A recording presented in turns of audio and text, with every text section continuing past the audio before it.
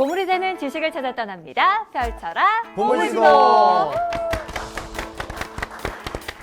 네, 저희가 지난 시간을 통해서 그리스 로마 신화의 등장인물에 대해서 조금 공부를 하게 됐는데 두 분은 가장 마음에 드는 그리스 로마 신화 인물 누가 있나요? 디오니소스의 그 파티에서 네, 너 흥이 깨졌으니까 책임져 책임져. 하니까 바로 하프를 그 전자기타처럼 막 했던 네. 그 음악의 신 오르페우스. 어울리네요. 바로 그냥 짜그장. 우리 인욱 씨는 어떤 신이 가장 마음에 드나요? 저는 신은 아니고 네. 영웅이죠. 아킬레우스. 네. 아킬레스건 있던. 그쵸. 헥토르. 아세요? 영화 봤다고 지금. 영화에서 영화에서 봐가지고. 영화 봤네. 그래도 그 인물이 그리스 로마 신화에서 나온 인물이라는 걸 알았네요. 원래 스자로 이름 끝나면 다 비슷한. 그쪽 사람 아니에요? 네, 맞아요. 뭐 이런 맞아요. 오르페우스 네, 뭐 이런 거. 정확히 간파했어요. 그렇다면 그리스 로마 신화에 대해서 정말 잘 아는 이분은 어떤 대답을 해주실지도 너무 궁금한데요. 바로 모셔보도록 하겠습니다. 선장님 나와주세요.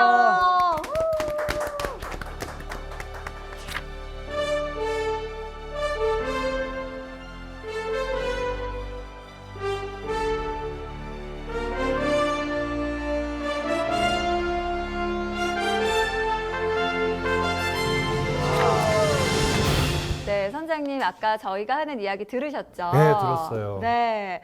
그렇다면 과연 우리 선장님께서는 예. 그리스 로마 신화 등장 인물들 가운데 어떤 분을 가장 좋아할까 궁금합니다. 근데 저는 그 오늘 얘기할 내용과 밀접하게 연관이 되는데 전 테세우스라는 인물을 테세우스. 가장, 예, 여기도 좋아합니다. 숫자 돌림이네요. 예, 지난 시간에도 말씀을 드렸듯이 신화는 그냥 옛날 얘기, 재밌는 옛날 얘기를 끝나는 게 아니라 그것이 담고 있는 어떤 지혜 그리고 세상에 대한 정보 이런 것들이 현재에도 우리에게 줄 수 있는 것들이 많이 있거든요.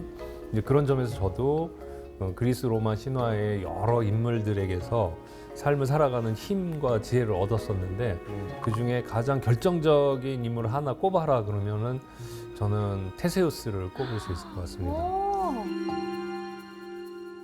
테세우스에 대해서 우리 선장님이 이렇게 답을 주시니까 대단히 궁금해졌습니다. 네, 저도 힘들고 어려운 순간, 결단의 순간이 있었는데 그때 테세우스를 많이 떠올렸었던 것 같고 지금도 제가 어떤 일을 해나가려고 할 때 고민이 되면 그때 테세우스를 한 번쯤 다시 떠올리면서 마음을 잡곤 합니다. 좋습니다. 오늘 많은 분들에게도 좀 뜻깊은 이야기가 되지 않을까 기대가 되는데 그럼 테세우스 이야기 바로 시작해 보도록 하겠습니다.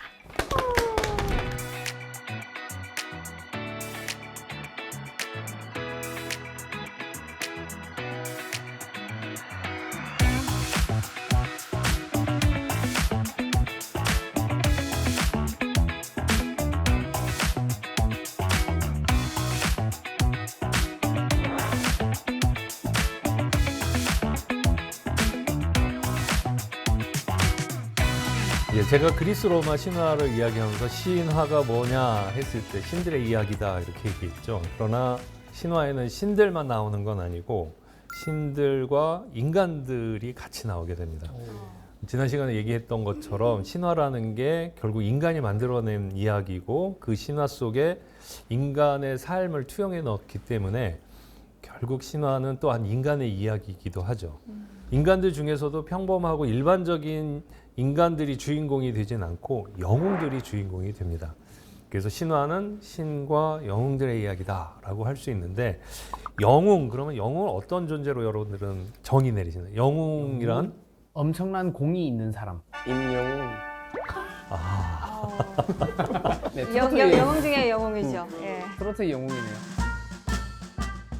그 보통 그 영웅 하면 이게 동양적 개념인데 그 우리 국어 사전이나 이런 데는 어떻게 정의되어 있냐면 지혜와 재능이 뛰어나서 용맹하고 그래서 보통 사람들이 하기 어려운 일을 해내는 사람.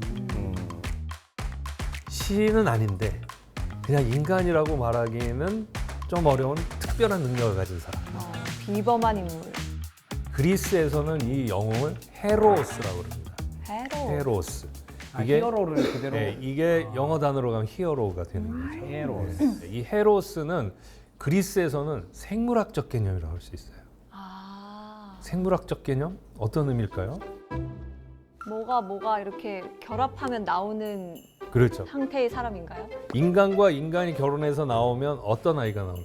인간이 나와요. 인간이 나죠. 신과 신이 결혼하면 신이 나와요. 신과 인간이 결혼하면 영웅이 나오는군요. 그렇습니다. 아. 맞습니다. 부모 중에 하나가 신일 때 그리고 하나는 인간일 때 그 사이에서 태어나는 인간을 영웅이라고 그러죠. 그럼 어떤 특징이 있을까요? 죽지 않아요. 죽진 않아요? 덜 죽어요? 죽지 않으면 그냥 신이죠. 네. 네. 특별한 능력이 있을 거예요. 특별한 능력이 있어요. 그건 어디에서 나오는 거예요? 그러니까 신과 인간이 결합했으니까 신의 유전자를 받으면 특별한 능력을 갖겠죠. 네. 그래서 보통 사람을 뛰어넘는 비범함을 갖겠죠. 또 어떤 특징이 있을까요? 늙고 죽는다. 그렇죠. 늙고 죽어요. 결국 안 죽는 게 아니고 죽는다고. 네. 네. 안 죽으면 신이고 죽으면 인간이죠. 그러니까 이 영웅은 신의 유전자를 받아서 보통 사람보다는 뛰어난 능력을 갖고 있어요. 그러나 인간의 유전자를 갖고 있기 때문에 인간의 한계를 갖고 있어서 언젠간 파멸하고 죽을 수밖에 없는. 이들이 훌륭한 일만 해낼까요? 꼭 그렇진 않아요. 실수도 하고. 네. 어리석은 짓도 할 것 같아요. 어리석은 짓도 하고 실수가 아니라 의도적으로 못된 짓들. 그러니까 자신의 능력이 뛰어난데 그 능력을 선한 일에 쓰지 않으면 악당이 될 수 있는 거죠. 그 악당은 보통 인간이 되는 악당보다도 더 악랄한 악당이 되는 거죠. 아, 우리는 그런 인간을 영웅이라고 부르나요? 아니죠. 우리는 영웅이라는 개념을 그런 사람한테는 안 붙이죠. 그렇죠. 그러나 그리스 로마 신화에서는 그런 인물에도 헤로스라는 말을 붙일 수가 있어요.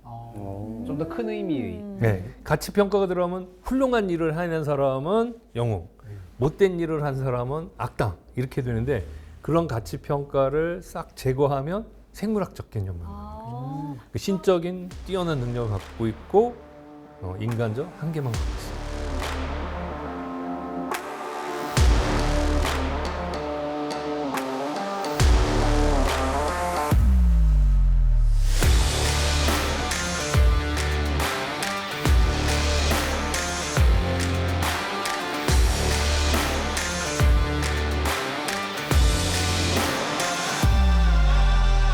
오늘 얘기하게 될 테세우스도 그런 영웅에 속하는 사람입니다. 오, 자, 이 테세우스 이야기는 어디서부터 시작할까 하면은 이 테세우스의 태생부터 얘기를 해야 되는데 보통 테세우스는 아테네의 영웅이라고 지칭이 됩니다.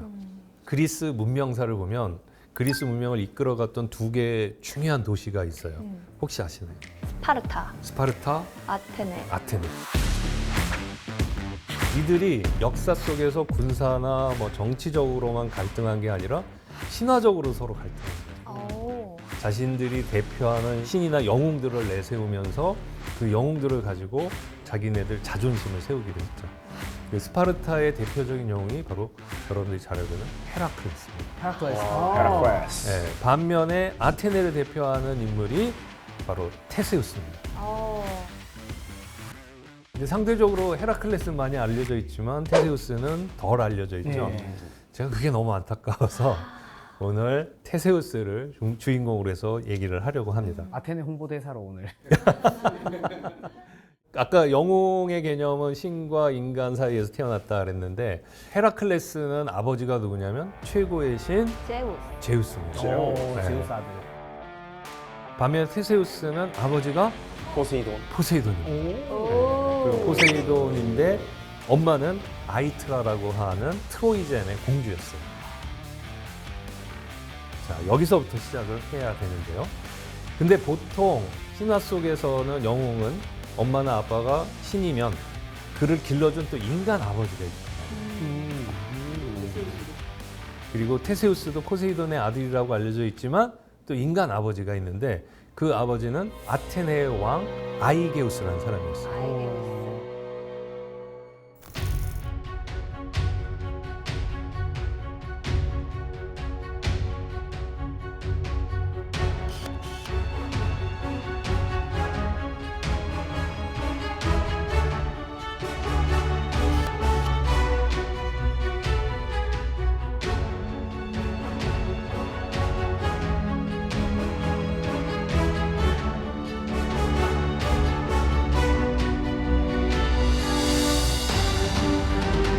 아이게우스가 어렵게 왕권을 잡았는데 주변에 왕권을 무너뜨리려고 하는 경쟁자들이 많았어요.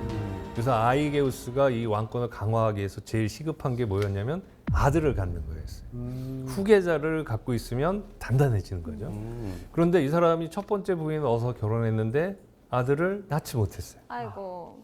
그래서 두 번째 또 결혼을 합니다. 아. 두 번째 아내를 얻어서 살았는데 아들을 또 못 낳은 거예요. 어허. 그러니까 이제 아이게우스의 고민이 계속 깊어지겠죠. 그렇다고 계속 이혼하고 결혼할 수도 없고, 그래서 어디로 갔냐면 델피에 있는 아폴론 신전을 찾아갑니다. 신전을. 아폴론 하면은 태양의 신으로 알려져 있어요. 태양이 환하게 비추면서 어둠을 물리치듯이 우리가 뭔가 미래에 대한 불안에 휩싸이거나 또는 현재 상황이 어떻게 돌아가는지, 과거에 어떤 일이 왜 그렇게 일어나는지 모를 때 무지의 어둠을 물리친다는 의미에서 아폴로는 이성의 신 또는 예언의 신, 신탁의 신으로도 알려져 있어요. 그래서 많은 사람들이 궁금할 때 바로 이 아폴론 신전을 찾아가고 있습니다. 여러분은 미래가 불안하고 그럴 때 어디 가시나요? 저희요? 뭐 아시는데 유명한 데 있으신가요? 그 이를테면 네. 아폴론 신전이 당시에 최고 점집이나 마찬가지죠. 그렇죠. 그곳에 가면 자신의 모든 고민을 해결할 수 있다는 거죠. 용하더라. 예. 수많은 지역에 아폴론 신전이 있었지만 델피에 있는 아폴론 신전이 가장 유명했어요. 그래서 아이게우스가 그곳에 가서 내가 어떻게 하면 후계자를 얻을까 찾아갔습니다. 아폴론 신의 계시를 받아서 드디어 그 신탁을 내려줍니다. 근데 뭐라고 나왔냐면 아테네를 다스리는 위대한 왕이여, 그대가 아테네로 돌아갈 때까지 포도주 부대의 끈을 풀지 말라. 포도주 부대 포도주 끈을 그 풀지 포대를 마라. 따지 말라고 한 예. 거예요. 술 그렇게 먹지 말라라는 건가? 술 먹지 말라 이런 뜻 같죠? 네. 네. 또 다른 뜻으로 생각나나요? 아, 근데 일단 열지 말라면 더 궁금해지는데 맞아. 뭔가 그냥 호기심을 좀 자극하는 것 그렇죠. 같은데요. 네. 근데 이 아이게우스가 생각해 보니까 자기가 지금 포도주 부대가 없는데 뭘 풀르라는 거지? 그리고 어떤 생각을 했냐면 이 아폴론 신이 내려주는 신탁은 단순하지 않을 것이다. 있는 그대로 하라는 게 아니라 뭔가 깊은 뜻이 있을 것이다. 그 깊은 뜻이 뭘까? 이걸 고민한 거예요. 네.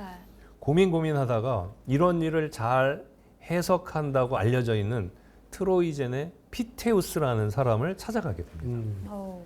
피테우스도 아이게우스랑 똑같은 고민이 있었어요. 아들을 또 낳고 싶어 했나요? 아들이 없어요. 이 사람도 오. 그 트로이젠 왕인데 아들은 없고 딸만 있었어요. 근데 와가지고 그렇게 얘기를 하는 거예요. 아이게우스가 내가 이런 신탁을 들었는데 이게 무슨 뜻일까? 피테우스가 이걸 알았을까요? 몰랐을까요? 눈치챘을 것 같아요. 눈치챘을 것 같죠? 네. 알아차린 것 같아요. 근데 모른 척이에요. 그러면서 여보게, 나도 잘 모르겠다. 근데 어쨌든 우리 오래간만에 만났으니까 회포나 푸세.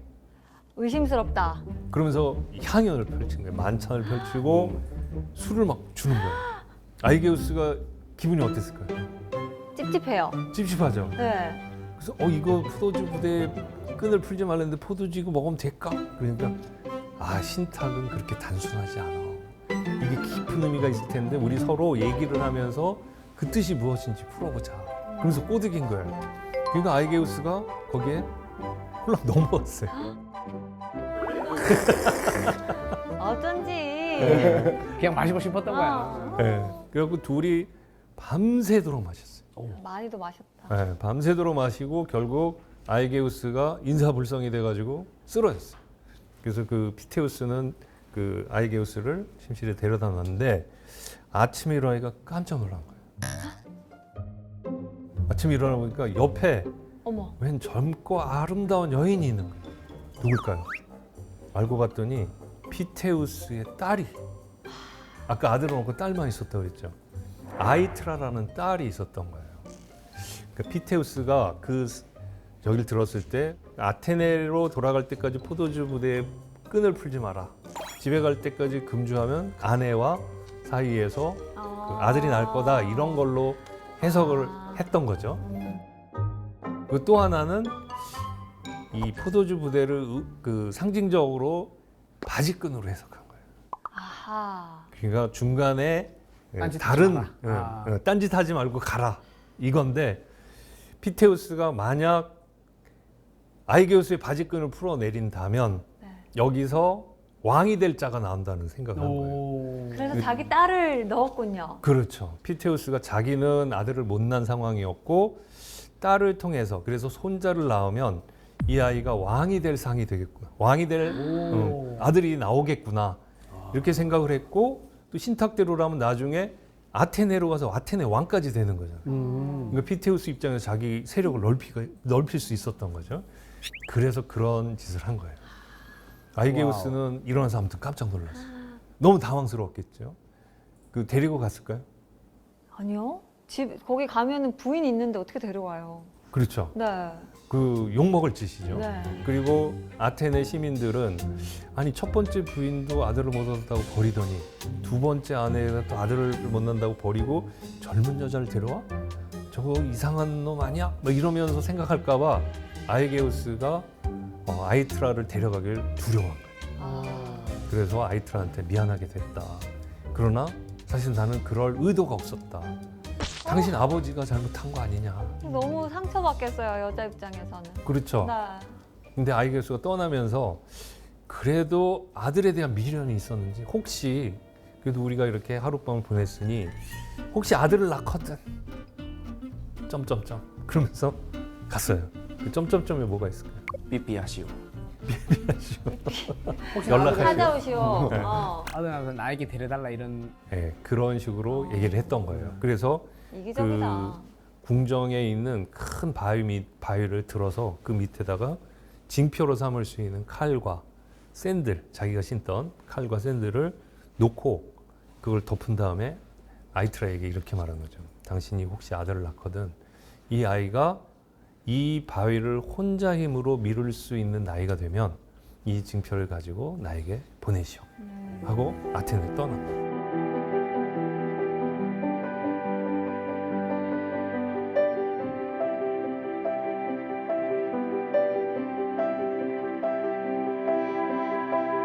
아이트라가 시간이 지나면서 정말 임신을 했어요. 그리고 아들을 낳았어요. 오. 그 아들이 바로 테세우스입니다. 이상해요. 응. 아니 아까 전에는 포세이돈이 네. 아빠라고 하지 않으셨나요? 그러니까 인간 아빠는 분명히 아이게우스인 거예요. 근데 그날 어떤 일이 있었냐면 다시 필름을 감으면 네. 아이트라가 자고 있는데 꿈에 네. 아테나 여신이 나타나서 어. 그대는 포세이돈 신전에 가서 지성으로 제사를 치라. 이런 그 신탁을 받은 거예요. 그래서 포세이돈 신전에 갔어요. 네. 그래서 거기서 제사를 지냈고 너무나 피곤한 나머지 거기서 잠이 들었는데 꿈인지 생신지 포세이돈 신이 나타나서 자기를 안는 거예요. 그리고선 그 상황이 너무나 생생하지만 꿈인 것 같고 그러다가 어떻게 하다가 일어나 보니까 밤이 된 거예요. 그래서 집으로 왔는데 아버지가 억지로 거길 아이게우스의 방에 또 집어넣은 거죠. 그럼 아빠가 누구예요? 그 아이게우스일까요? 포세이돈일까요? 이거는 유전자 검사를 이거 해봐야. 이제는 한번 해봐야죠. 네. 아이트라도 잘 몰랐을 것 같아요. 그렇죠. 네. 나보고 아이게우스를 좀 더 닮았나, 포세이돈을 좀 더 닮았나 막 이렇게 했겠죠. 네. 네. 어쨌든 이런 상황이어서 전설적으로는 신화에서는 포세이돈의 아들이고 아이게우스는 인간 아버지로 아마 테세우스와 관계가 있었을 것이다. 이렇게 얘기를 하죠. 아이트라는 혼자서 임신된 상태고 많은 사람들의 은총을 받았겠죠. 그리고 수군댐의 대상이 됐을 거예요. 아주 외롭고 힘든 상황에서 아이를 낳았고 그 아이를 키워나갔어요. 자, 이 아이는 자라나면서 제일 궁금한 게 뭘까요? 우리 아빠는 누구야? 나는 왜 아빠가 없어? 이랬겠죠. 그때 아이트라는 뭐라고 그랬을까요? 아빠는 멀리 돈 벌러 갔어. 저기 중동으로 멀리 돈 벌러 가셨어. 주말 드라마 너무 많이 보셨군요. 아, 네. 아이트라는 어떻게 했냐면 아이를 잡고 아빠가 보고 싶니? 그럼 나랑 가자. 바다로 갔어요. 바다로 가서 저 바다가 보이냐? 예, 엄마. 저 바다를 누가 다스리니? 포세이돈. 포세이돈. 그러니까 아이트라가 맞다. 네 아빠는 바로 바다를 다스리는 포세이돈이다. 앞으로 네가 힘들고 아빠가 보고 싶으면 네 바닷가에 오거라. 테세우스는 그렇게 아빠가 그 포세이돈인 줄 알고 계속 그렇게 자랐겠죠. 그래서 무럭무럭 성장하면서 힘들고 어려울 때마다 바닷가에 와서 아버지 하고 하면 포세이돈이 답했을까요? 아니요. 찰싹 그러면 이걸 다 대답으로 들은 거죠. 뺨 때린 거 아니에요? 철사. 찰싹 그러면 자기 나름대로 그 해석하고 우리가 그런 상상을 해보면 테세우스는 아마 그러면서 그 외롭고 힘들고 견디기 힘든 시간들을 이겨내면서 자랐을 거예요. 그러다가 이제 20살이 됐어요. 20살이 되니까 엄마가 팔뚝을 괜시 만져봐요. 바위 밀어야지. 바위 밀 나이가 된 거예요. 아. 그러니까 이게 바위 밀 힘이 될까 안 될까를 계속 체크한 거겠죠. 우리 아들 바위 챌린지 하러 갈까? 그래서 진짜 데려갔죠. 근데 아이트라가 이거 데려가고 싶을까요? 보내기 싫을 것 같아요. 맞아. 아테네로 어쨌든 떠나야 되는 거니까 지금 아테네의 상황도 모르고 괜히 아들 보냈다가 또 거기서 모진 일을 당하면 어떡하나 이런 좀 걱정이 앞섰을 것 같은데요. 걱정도 됐고 네. 사실 우리 요즘 어머니들도 이 아이트라의 심정일 수 있죠. 이 아이를 내가 얘 길을 갈 수 있도록 보낼 것이냐 아니면 얘를 붙들고 내가 끝까지 살 것이냐. 이 붙들고 산다는 게 결혼 안 시키고 그런 건 아니잖아요. 마음에서 이 족쇄를 채워놓고 이 아이를 구속한다면 아이트라가 테세우스를 안 보내는 거나 마찬가지죠. 아이트라는 이런저런 고민 속에서 결심을 합니다. 얘는 얘기를 가야 한다. 그래서 바위 밀어봐. 그랬더니 한 번에 밀었을 수도 있고 못 밀었을 수도 있겠죠. 그러면 오늘은 아니다. 그 어쨌든 그런 저런 과정을 거쳐서 어느 순간 이걸 밀었어요. 그리고 나니까 거기서 칼과 샌들이 나오고 거기서 이제 아이트라가 출생의 비밀을 또 얘기합니다. 사실 너의 아빠는 저 아테네를 다스리고 있는 아이게우스 왕이란다. 엄마 또 뭔 소리야? 포세이돈이 아빠라며. 포세이돈도 너의 아빠지만 너의 인간 아빠는 이런 일이 있었다. 이걸 가지고 아테네로 가거라. 이때 테세우스 가고 싶었을까요? 고민하다가 내 길을 가야 하나? 내가 거기까지 굳이 가야 되나? 이왕 이렇게 된 게 내 운명이라면 가서 정말 왕이 돼볼까? 결국 이런저런 고민 끝에 가기로 결심합니다.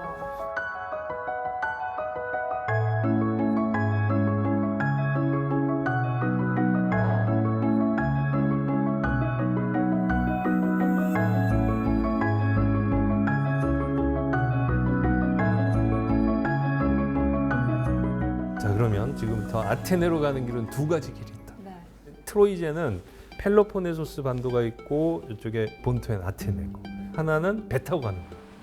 근데 거기는 이렇게 온폭 들어간 곳이어서 배를 타고 가면 잔잔한 바다를 하루나 이틀이면 갈 수 있어요. 바로 건너면 갈 수 있습니다. 네, 바로 건너면 갈 수 있어요. 시간도 짧게 걸리고 안전한 길이죠. 근데 만약 육로로 간다면 돌아가야 돼. 한참 돌아가야 돼요. 몇 개월이 걸릴 수도 있고 시간도 많이 걸리고 또 안전성은 어떨까요? 맞아요. 뭐 어디서 뭐가 나타날지 모르니까 네. 위험하잖아요. 네, 맞아요. 실제로 그 당시에 소문이 많이 났었어요. 여기에 악당도 많이 있고 또 괴물도 있다. 이러면서 이 글리 가면은 여러 가지 위험한 요소가 있었던 거죠. 아이트라는 이렇게 두 가지 길을 알려주면서 어디로 가기를 원했을까요? 바다? 왜? 아빠 있으니까. 아니 아빠가 포세이돈. 포세이돈이 지켜줄 것이다. 포세이돈이 지켜줄 테니까. 다른 아빠 찾으러 가는 길이 포세이돈이 도와주겠나? 삐지지. 근데 포세이돈이 또 신이고 대인배라면 그래 내 아들이니까 편하게 안전하게 데려다 주겠다. 그러니까 편하고 안전하고 짧은 길을 간다는 거죠. 근데 테세우스는 어떤 결심을 했을까요? 딱 보니까 또 육로로 갔구만요.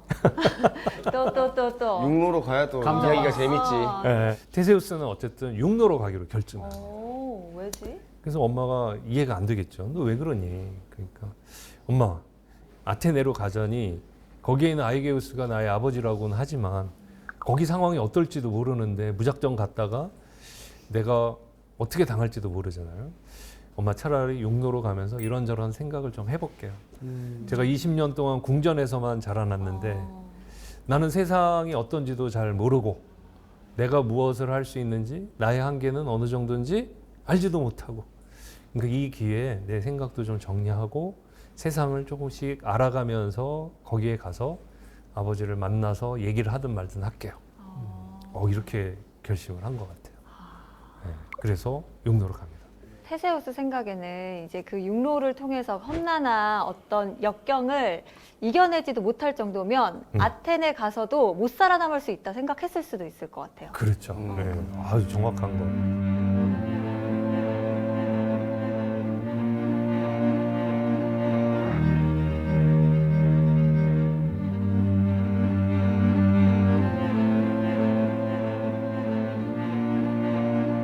그래서 갔어요. 가면서 천천히 갔는데 첫 번째 통과하는 관문이 에피다우로스라는 곳이에요. 근데 가는데 사람들하고 만나겠죠. 그러니까 어디로 가나 그러니까 에피다우로스라는 곳을 지나려고 합니다. 그랬더니 그거 조심하게 그곳에는 무시무시한 악당이 있다네. 악당? 근데 악당이 아니라 영웅이에요. 이름은 페리페테스. 페리페테스. 아버지가 누구냐면 헤파이스토스. 그 대장장이. 대장장이시죠. 그러니까 신의 아들인 거예요. 근데 어떤 얘기가 들리냐면 헤파이스토스가 아들이 태어나니까 너무나 기뻐가지고 선물을 줬다는 거예요. 거대한 쇠몽둥이. 이게 대장장이 신이 준 거니까 얼마나 세겠어요. 오, 좋겠다. 아들아, 이걸 가지고 네가 다니면 너는 어떤 적과 싸워도 이길 수 있다. 천하무적의 방망이다.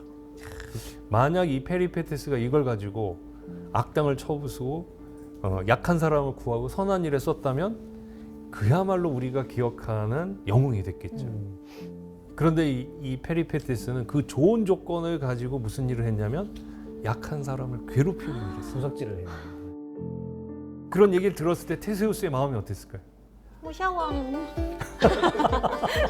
무섭지 않았을까요? 처단해야겠다. 처단해야겠다. 이렇게. 제가 아니죠. 네. 자기는 뭐 20살까지 20살까지 궁정에서 편하게 잘 살았잖아요. 그러니까 그 얘기를 듣는 순간 오싹했을 것 같아요. 그러면서도 호기심이 이렇게 어떤 놈인지 한번 볼까? 얼마나 센지. 내가 정말 싸우면 이길 수 있을까 없을까? 이런 생각도 했을 테고 또는 이런 생각도 했겠죠. 내가 너무 생각 잘못한 거 아닌가? 그냥 엄마랑 편하게 살면 되지. 만감 교차했겠네요. 그러면서 집으로 돌아가고 싶은 생각도 있었을 테고 이런 테세우스의 모습은 저는 모든 사람이 어떤 결단의 순간에 어려움에 직면했을 때 겪게 되는 심정이 아닌가 싶어요. 그래서 제가 아까 테세우스가 제 삶에서 큰 힘을 줬다는 게 제가 그랬던 것 같아요. 어떤 중요한 순간이 다가왔을 때 내가 저걸 해낼 수 있을까? 두렵다. 이게 실패하면 어떡하지? 아주 작은 일에서부터 큰 일까지 우리가 어떤 일을 새롭게 해보려고 그럴 때 두려움이 있잖아요. 그 두려움에 직면하는 순간 우리는 모두 한 사람의 테세우스가 되는 거라고 저는 생각을 해요. 근데 테세우스는 그 두려움을 이겨내고 페리페테스를 만나요. 그 길로 가는 거죠. 딱 나타났는데 실제로 붙어봤어요. 이렇게 센 놈은 정말 처음 본 거예요. 와, 이 순간 내가 여기서 제압당하면 죽겠구나. 얘는 또 그 쇠몽둥이로 제압당한 애를 쳐 죽인다는데 얼마나 두려웠겠어요. 그 상상했던 것과 실제로 맞붙였을 때 실제로 우리도 그러잖아요. 어떤 일을 해봐야겠다고 마음 먹고 해나가면 술술 잘 풀리던가요? 아니요. 그런 거보다는 역경이 더 많죠. 네. 순간순간이 고통스럽고 힘들고 내가 왜 이 일을 시작했나 하는 후회도 생기죠. 그 순간을 테세우스가 대변하는 거예요. 자기를 압도하는 그 엄청난 힘을 끝까지 버텨내고 이겨내고 결국 쓰러뜨려요. 그리고 페리페테스에게서 쇠몽둥이를 뺏어서 네가 지나가는 사람들을 이 몽둥이로 패 죽였다고 그랬지. 그 사람들이 어떤 고통 속에 죽었는지 너도 당해봐라. 그래서 똑같은 방식으로 때려 죽여요. 와, 응징을 했네요. 네, 피가 팍 튀었겠죠. 그때를 한번 여러분 상상해 보세요. 테세우스가 그때 기분이 어땠을까? 몇 개를 더 통과해야 되지? 내가 어떻게 이거는 극복을 했는데 앞으로 이런 일이 얼마나 더 기다리는 거지? 내가 이 길을 계속 가야 되나? 내가 이것을 이겨낼 수 있는 힘이 있나? 이런 자신에 대한 회의, 즉 성취감과 승리감과 용기를 얻음과 동시에 자신감이 오히려 더 작아질 수도 있죠. 지금은 어떻게 내가 이걸 이겨냈지만 앞으로 이런 일이 계속된다면 내가 이걸 해낼 수 있을까? 이런 생각이 들었을 거예요. 네, 거기서 굴하지 않고 또 갑니다. 한번 가보자. 또 어떤 일이 기다리는지, 내가 이것을 극복했지만 또 어떤 일이 있고 나는 그걸 해낼 수 있는지 보자. 그리고 그 길을 가요.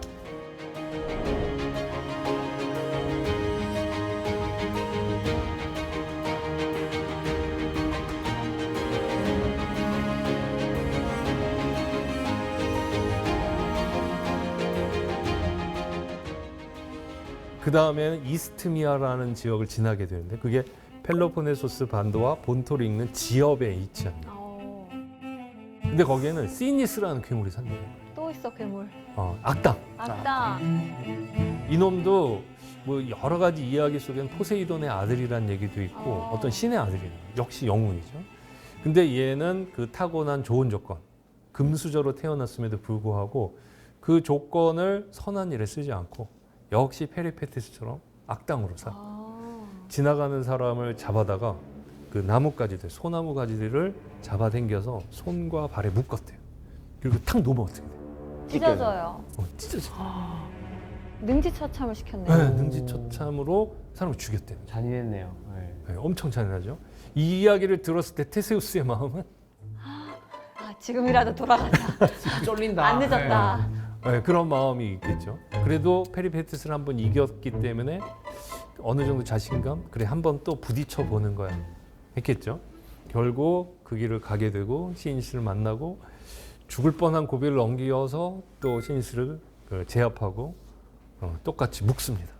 그리고 또 엘레우시스라는 곳에 갔더니 스케이론이라는 놈은 왕인데 지나가는 사람을 붙잡아 놓고 이 사람이 씨름을 잘했어요. 나랑 씨름하자. 그 당시엔 레슬링이겠죠. 레슬링을 하면서 이기면 통과시켜준다고 얘기를 해놓고 지면 죽여버리는 거예요. 이상한 놈들이 너무 많이 모여있는 그렇죠. 곳이네요. 이런 사람이 옛날에만 있을까요? 지금도 있죠. 어디에나. 네, 어디에나 좋은 조건을 태어나고 좋은 조건을 갖고 있지만 그것으로 약한 사람을 도와주고 선한 일에 쓰기보다는 권력을 누리는 것에 집착하고 약한 사람을 괴롭히고 갑질하고 이런 사람들 있죠. 그럼 그런 사람들이 이 시대의 페리페테스고 이 시대의 시니스라고 볼 수 있겠죠. 우리가 세상을 나가면 그런 사람들과 맞부딪히게 되잖아요. 그랬을 때 테세우스 같이 용기를 낼 수 있느냐 아니면 그에게 굴종을 당하느냐. 네, 이런 걸 생각해 보면 이 신화를 우리를 비추는 거울이라고 봐요. 한 번 더 돌아보게 되네요. 네. 나는 혹시 이렇게 내가 갖고 있는 뭔가 작은 좋은 조건을 약하고 어려운 사람을 위해서 선한 일에 쓰지 않고 누군가를 괴롭히고 누군가 위해서 굴림하고 누군가를 아프게 하면서 즐거워하고 있는 건 아닌지, 그게 의도적이든 의도적이지 않든 이런 걸 또 생각해 보게 하죠.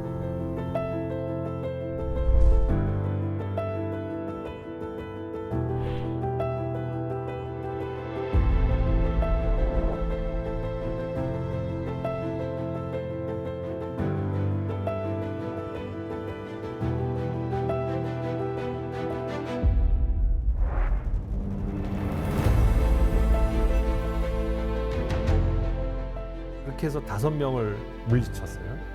그리고 마지막으로 이제 아테네에 들어간 입구에 갔어요.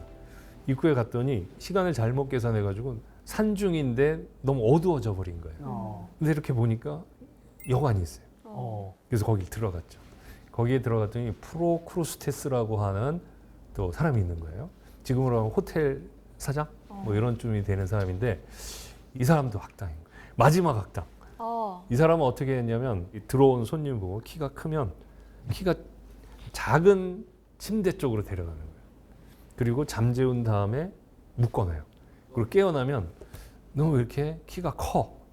이 침대에 맞게 내가 만들어주마. 그 튀어나온 부분을 도끼로 잘라버려요. 이놈이 조심해야겠는데. 조심하세요. 내 발목. 무서운데요 이거. 그리고 키가 작은 사람이 오면 큰 침대 쪽으로 데려가는 거예요. 잠깐만요. 조심하세요. 늘려. 그거 너무 무서운데. 조심하세요. 그리고선 잠재운 다음에 묶어놓고 깨어나면 너에게 키가 작아. 내가 이 침대에 맞게 해주마. 그리고선 망치로 툭툭툭툭 쳐가지고 쭉 펴주마. 이런 사람 만난 적 있어요? 다행히 없습니다. 많았으면 네. 여기 못 있을 네. 것 같아요. 원었으면 발목이 없겠죠. 근데 진짜 괴담이다 진짜. 네. 근데 서양 사람들은 이런 말을 해요. 당신은 왜 나를 당신의 프로크루스테스의 침대에 누이려 하십니까? 왜네 무슨 틀에 뜻이야? 맞추려 하냐. 그러니까 자기 기준을 정해놓고 그 기준에 다른 사람을 맞추려고 강요하고 힘들게 만드는 사람을 비유적으로 당신은 나의 프로크루스테스. 오늘 하루 배웠습니다. 프로크루스테스. 프로크루스테스. 프로란 말이 앞으로 쭉 앞으로란 뜻이고 크루스라는 말이 뚝뚝뚝뚝 두들겨서 대장장이들이 이렇게 쭉 철을 펴는 행위를 말해요. 그러니까 쭉 펴는 자 이런 뜻이에요. 앞으로는 약간 상사분이나 네. 약간 본인의 틀에 맞춰서 이게 뭐 해! 이렇게 하시는 분에게 대놓고 뭐라 못하니까 프로크루스테스 닮으셨어요. 약간 이렇게 해야겠어요. 바로 잘릴 것 같아요. 우리 쓰지 않을까? 또 따지고 보면 우리는 프로크루스테스가 아닌가. 그러니까요. 네, 그것도 생각이 들죠. 그러니까 우리가 이런 신화를 잘 머릿속에 생긴 이 끔찍한 상황, 이게 머릿속에 상상으로 이미지로 나오면 그 이미지가 개념으로 남는 거예요. 네 기준으로 다른 사람을 판단하지 마. 다른 사람 힘들게 하지 마. 이거랑 프로크루스테스처럼 침대에 눕혀놓고 자르고 늘리고 그러지 마. 어떤 게 더 강렬한 인상으로 남아요? 후자요. 그렇죠. 네.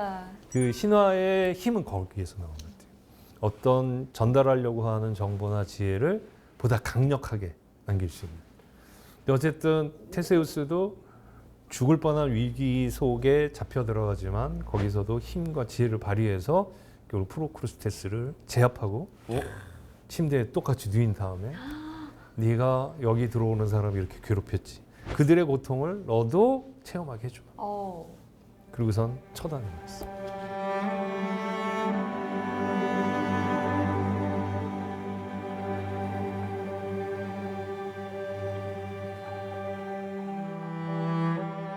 드디어 아테네로 들어왔어요. 아테네 드디어 가겠습니다. 입성. 네, 드디어 입성.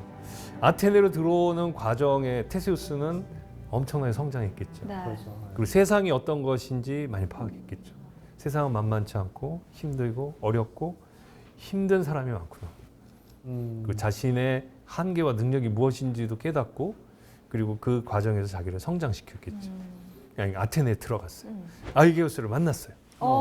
아이게우스가 알아봤을까요? 못 알아봤죠. 알아보죠. 못 알아봤죠. 증표를 보여줘 했겠죠. 증표란 생각도 못하고 두려움에 사로잡혔어요. 분명히 악당과 괴물을 물리치고 아테네에 왔다는 소문을 들은 거예요. 어떤 두려움에? 나도 지기로 왔나? 그렇지. 그러면 생각이 있는 사람이라면 자기가 20년 전에 버렸던 여인 그리고 그로부터 아들이 태어날 수도 있다는 생각을 하고 있었다면 혹시 저 녀석이 내 아들?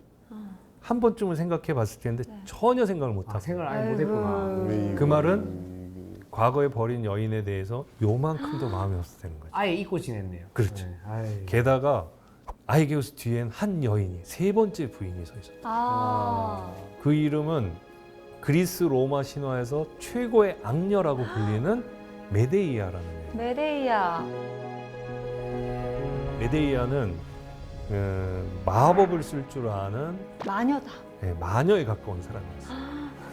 그 아이게우스에게 어떻게 접근했냐면 당신이 아들을 못 낳는다고 하는데 내가 약을 지어주고 나를 거두어 준다면 아들을 낳게 해주겠다. 그래서 실제로 둘 사이에서 아들이 태어난 거예요. 자, 아이게우스 서 있습니다. 앞에 테세우스 옵니다. 네. 뒤에 메데이아가 서 있습니다. 네. 아이게우스 몰라봐요. 네. 메데이아는 알아봤을 것 같아요. 마녀니까. 한눈에 알아봤어요. 마녀이기도 하고 자기가 딱 보니까 아이게우스는 닮은 거예요. 아니 근데 아이게우스는 왜 이렇게 모르는 게 많아요? 지 아들도 못 알아보고 이 신탁의 뜻이 뭘까? 이러면서 술만 막 먹고. 되게 우둔한 사람 같아요. 약간 멍청한 사람이죠. 자, 그러니까 아이게우스한테 메데이아가 저 청년이 왜 왔을까? 그러니까 나도 그게 두려워. 저 청년 얘기 들어봤지. 분명히 당신이 죽이고 당신의 권력을 빼앗을 것 같아. 없애버려야 돼. 만약 저 아들을 알아본다면 내 아들, 아직 어린 상태잖아요. 내 아들이 위협받겠다. 위험할 수 있다. 자, 이런 상황이에요. 그러니까 메데이아는 어떻게든 얘 죽이려고 하죠. 그러면 어떻게 할까? 그러니까 없애버려야지. 어떻게 없애버릴까? 그때 당시 어떤 일이 있었냐면 아테네에 가까운 곳에 마라톤이라는 곳이 있어요. 거기에 미친 황소가 날뛰고 있었던 거예요. 그래서 사람을 막 들이받고 죽이고 농토를 황폐화시키는 거예요. 메데이아가 얘기하는 거예요. 그 황소를 잡아달라고 부탁을 해봐. 그러면 그 싸우다가 죽을 수도 있잖아요. 그러면 손에 피 안 묻히고 테세우스를 제거할 수 있는 거죠. 근데 테세우스가 이겨버리면 어떤 문제? 아이게우스의 고민도 하나 해결이 돼요. 그 황소를 없애려고 군대를 보내기도 했는데 안 되는 거예요. 너무 세가지고. 그러니까 메데이가 얘기하는 거예요. 황소랑 싸우다 죽으면 우리의 걱정을 덜 수 있고 테세우스가 황소를 죽이면 우리가 갖고 있던 또 하나의 걱정은 없어지니까 어떻게 해도 우리에겐 이득이다. 근데 손해 볼 거 없네요. 네. 이러니까 이 아이게우스가 혹한 거예요. 혹할만 하네요. 네. 그래서 좋다. 그렇게 하자. 그리고 부탁을 해요. 테세우스가 이 말 듣고 너무 섭섭했겠죠. 야, 이건 나보고 죽으란 얘기네. 나를 몰라보는 것도 서운한데. 서운한데 나를 죽이려고 한다. 그렇지만 내가 가야지. 그런 생각한 거죠. 그리고선 마라톤으로 가서 그 황소를 때려 잡습니다. 역시. 그래서 지금 그림에서 보는 것처럼 이런 그림도 남아있어요. 야, 황소 잡았네. 자, 이런 상황인데 만약 테세우스가 처음 출발할 때 육로로 오지 않고 배 타고 롤로랄라 그러면서 아테네 갔으면 어떻게 됐을까? 바로 황소한테 주고. 바로 그냥 메데이한테 당했을 수도 있죠. 그런데 그 6개의 과정을 거치면서 테세우스는 상황을 파악하는 능력과 그 위기 상황을 극복할 수 있는 힘을 길렀던 거예요. 성장하면서 네. 왔죠. 그러니까 이 메데이아가 첫 번째 작전 실패했잖아요. 안 되겠다. 얘는 죽여야겠다. 그러면서 여보 봤지? 저 청년이 황소도 때려잡았어. 우리가 가만 놔두면 안 돼. 이러면서 더 부추긴 거예요. 그러면서 독살을 하잖아요. 독살. 마라톤의 황소를 물리치느라고 수고 많았다. 우리가 잔치를 벌여줄 테니 와서 즐기시라. 그러면서 테세우스를 초청해요. 그리고선 포도주잔을 건네죠. 근데 그 포도주잔에는 독이 메데이아가 만들어 놓은 독약이 들어요. 안 돼. 테세우스가 알았을까요? 이미 이제 많이 경험치를 쌓기 때문에 네, 눈치가 의심. 좀 있었을 것 같아요. 의심. 의심하죠. 눈치채죠. 근데 테세우스는 그 순간 야, 이거 너무 서글픈 거야. 나보고 죽으라는 거구나. 그러면서 입으로 가까이 가면서 마지막으로 자기가 숨겨왔던 그러니까 바로 내놓으면 뭔 일이 생길지 모르니까 숨겨놨던 숨겨왔던 나의 샌드, 나의 칼. 그 그림에서 본 것처럼 이걸 내놓습니다. 내놓고 자, 이걸 말리는지 안 말리는지 보자 이거죠. 이제 이렇게 하는 순간 아이게우스가 마지막 순간에 알아본 거예요. 칼과 샌드를 알아본 거예요. 그래서 내 아들? 그때 내 아들? 그리고서 메데이아를 딱 본 거죠.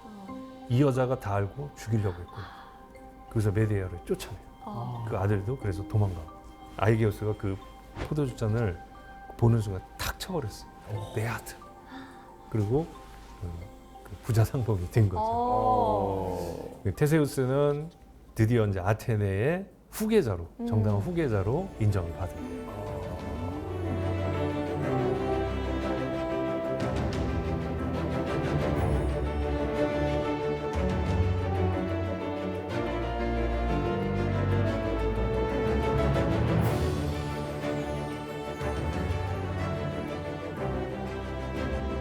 이 모습을 보면서 이제 테세우스는 우리가 어떤 것을 배울 수 있을까 이런 걸 한번 또 생각해 보면 도전하는 사람, 도전하는 그것이 힘들고 어렵긴 하지만 두려움과 공포를 이겨내고 도전하는 자는 끝내 성공할 것이다. 이런 것들을 보여준 거죠. 그리스의 옛날 어른들은 아이들에게 이런 얘기를 하면서 너희도 언젠간 이런 순간이 온다. 엄마의 품을 떠나서 가족의 품을 떠나서 너만의 세상을 찾아 떠날 때 쉽고 편안한 길. 그것이 성공의 지름길만은 아니다. 어렵고 힘든 일을 이겨내는 자가 더 강해지고 더 단단해질 수 있다. 급할수록 돌아가라. 예, 그런 것도 있고. 이런 돌아가네. 예. 그러니까 지금 이 이야기에서 우리는 사실 저도 아이들을 키우지만 편안하고 안전한 길을 가길 원하죠. 다치지 않고 상처받지 않기를 원하는데 사실은 그 길이 꼭 안전하고 편안한 길이 성공을 보장하는 길만은 아니죠. 테세우스 얘기를 봐서 우리가 생각해 보면 그냥 아무것도 모르고 편안하게 자랐던 이 20살의 청년이 편안하게 배 타고 아테네라는 곳에 던져졌을 때 어떤 일이 생겼을까 생각해 보면 끔찍할 수 있죠. 그러나 그 힘들고 어려운 과정을 겪으면서 강해진 사람은 그 아테네라는 곳에서 성공적으로 자기를 인정받는 거죠. 어쩌면 우리가 도달하는 어떤 지점 그것이 상징적으로는 아테네로 표현될 수 있다고 볼 수 있죠. 우리가 아테네로 어떻게 갈 것인가 그 고민이 될 때 이 테세우스 얘기가 힘이 될 겁니다. 저는 오늘 테세우스의 이야기를 쭉 들어보면서 우리 선장님이 왜 그리스 로마 신화에서 가장 나에게 많은 감명을 줬던 인물로 테세우스를 꼽았는지 알 것 같습니다. 네. 두 분은 어떠셨어요? 네. 저는 일단 테세우스 이야기 보면서 네, 정말 무모한 사람이구나 생각을 좀 많이 했거든요. 예. 그럼에도 불구하고 우리 선장님 말씀대로 좀 성공 가능성이 없더라도 도전하는 의미가 있는 게 아까도 말씀하셨지만 예를 들면 일제강점기 때 독립운동 했던 그 수많은 분들이 그렇죠. 이거 해가지고 되겠다 이렇게 생각을 계산을 했으면 맞아요. 사실 엄두를 못 냈을 것 예, 같은데 맞아요. 예, 그런 각오를 하고서도 이렇게 독립운동들을 했기 때문에 이런 결과가 있지 않았나. 맞습니다.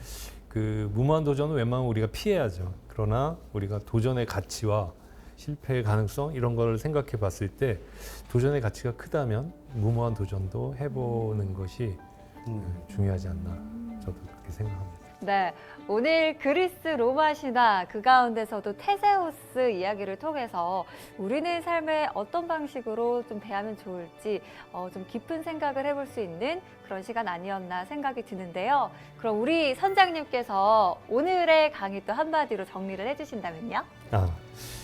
그 테세우스 이야기를 통해서 저는 이런 말씀 같이 나누고 싶어요. 그러니까 실패와 성공을 넘어서 도전은 그 자체로 가치가 있을 수 있다. 도전하는 자만이 성공의 길을 찾을 수 있다. 이 말씀 드리고 싶습니다. 도전합시다.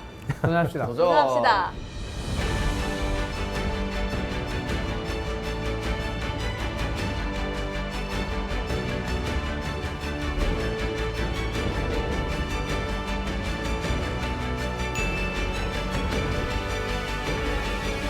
그래서 우리 인욱 씨는 어떤 도전을 해볼래요? 근데 이 아저씨는 도전 너무 많이 해가지고 네. 저렇게까지 못 살 것 같고 그게 실패할 것 같아도 두려움이 있어도 조금 도전을 할 수 있는 그렇죠. 그런 저 분처럼 약간 도전 정신을 키워야 되겠다. 그렇죠. 테세우스 얘기를 하면 테세우스 얘기가 엄청나서 도전은 엄청난 것만 있다고 생각할 수 있는데 내 생활 속에서 바꿔야 될 것, 내 생활 속에서 나를 힘들게 하는 것들을 하나씩 고쳐나가려고 하는 것 이런 데서부터 생각해 보시면 될 것 같아요. 거창하게 생각하지 않아도 예.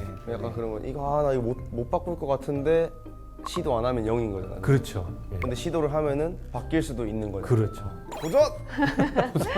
경환 씨는 오늘 어떻게 들었어요? 그러니까 지난주와 이번 주까지 해서 진짜 극히 일부분만 들었는데도 재밌는 이야기가 계속 나오더라고요. 맞아. 그래서 사실 이 나머지에 또 더 재밌는 이야기 엄청 많이 숨어 있을 거라고 생각하고 다음에 조금 더 찾아보고 싶은 생각이 예. 좀 들었습니다. 네. 네. 그리스 로마 신화 필독서인 거는 다들 잘 아실 겁니다. 그런데 이름도 어렵고 양도 너무 많아서 엄두가 안 났다 하시는 분들 계실 텐데요. 오늘 들으셨던 것처럼 꽤나 재밌는 이야기가 바로 그리스 로마 이야기입니다.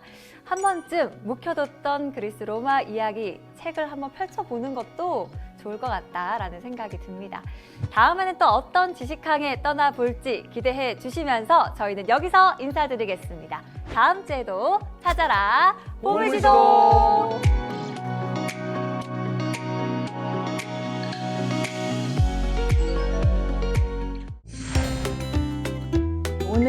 주제는 곤충의 생존 전략. 네. 곤충. 대유동 방아벌레라는 녀석이에요. 얘가 방아를 찧어요. 20년 전에 제가 쟤를 많이 괴롭혔어요. 떡 해서 일어나면 다시 뒤집고. 그렇죠. 떡 해서 일어나면 다시 뒤집고. 정말 위장의 최고의 진짜 그 신기했어요. 달인이죠. 네, 그래서 저는 이게 너무 네. 신기해서 이 음악을 탁 주고 후 불면 음악에 맞춰서 같이 하는 네, 맞아요. 곤충 괴롭혔던 역사가 기네. 근데 문제는 뭐냐, 얘들이 위장을 하고 있어도 천적이 날 찾아와요. 뭐를 하느냐, 다리를 떼버려요. 또 어떤 종은 새똥 모양을 해요. 어,